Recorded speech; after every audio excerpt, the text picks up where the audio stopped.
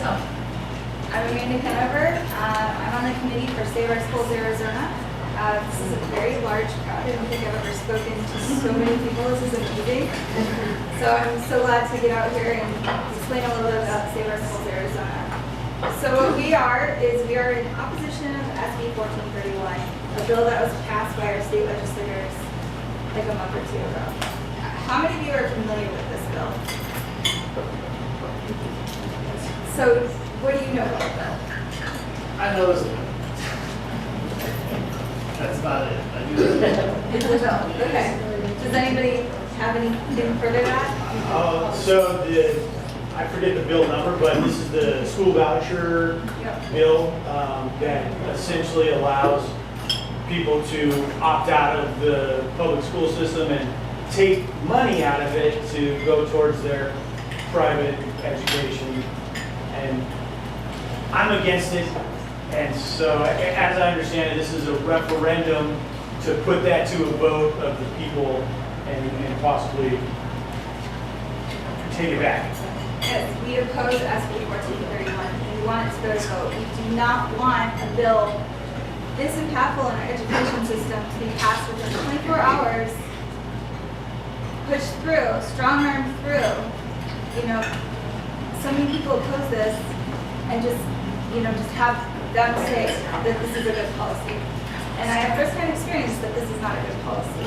I am involved in this cause because I have a son who's disabled. And when he first started school about 8 years ago, I saw his classroom size starting to get larger and larger. And everybody started talking to me about try the empowerment scholarship. And some people were like, don't do it, and some people were like, do it. So I went ahead and I enrolled my son in a charter school and used the ESAs and was told that they were on board with educating him. And I got involved with this community in the charter school.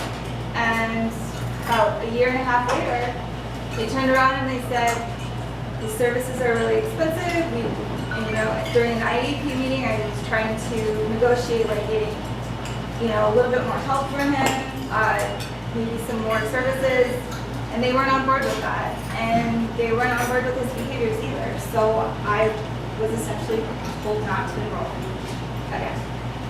So it was really hard because then I had to go find a school again. And I was like, okay, well, I have this empowerment scholarship. Maybe I'll try a private school. And unfortunately, in Phoenix, the private school is $50,000 a year for a disabled child. That's my whole salary, and I cannot afford that. And the scholarship wouldn't even cover it's like $5,000. Doesn't even cover his speech therapy. So I had to go back to the public school system. And by then, the classroom size was really, really huge, and his behaviors got worse and worse. So eventually, I found a school district that had a small classroom size. So I moved to Hanover. And when I really got on board with this cause was when I went and spoke to them about this policy at school board meeting, because the school board can oppose it. And I got up and I told them my story, the whole school board itself, the Higley School District, and they started crying. Because I was like, how can you discriminate? How can you approve a policy that discriminates against disabled children? And then I pushed them to oppose it. And I got the exact opposite response. So I was just blew my mind. So I was like, I am 100% in, and I kind of threw the gauntlet down and said, I am supporting this cause, and watch out.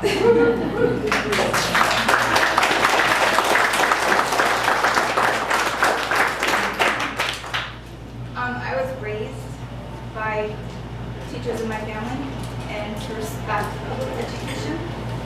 I was always told that the infrastructure we have right now took 200 years to build. And teachers have always been on a mission to provide a good education for our children. And it's kind of sad to see and reach out to the community and get this wall. You start talking to somebody it's an unethical policy. We've got legislators benefiting from this. We have school districts trying to feed their kids and going into that feeding our kids. And we have a legislator making hundreds of millions of dollars off of these vouchers. It's unethical, it's a conflict of interest. It's unconstitutional. They want to expand the vouchers and let them go to private and parochial schools. And take the money out of education. And they've been doing it for a while now that our schools, especially our rural schools, actually, I can see it all the time. 4th of July tomorrow, we have events everywhere in the state. We have so many volunteers going out to all the events. They're going out to the parades, the fireworks, and they're going to stand up for Save Our Schools. They're going to gather signatures.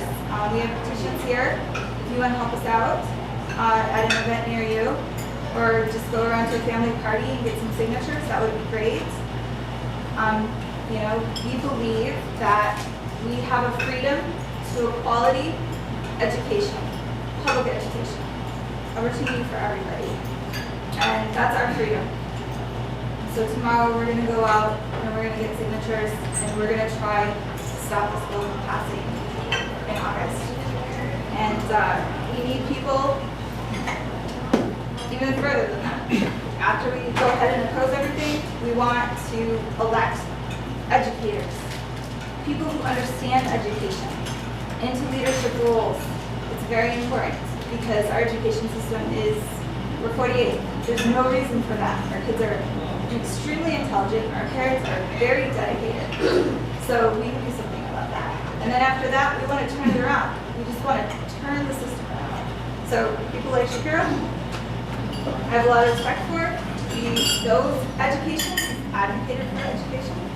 So I'm here to see you. All right.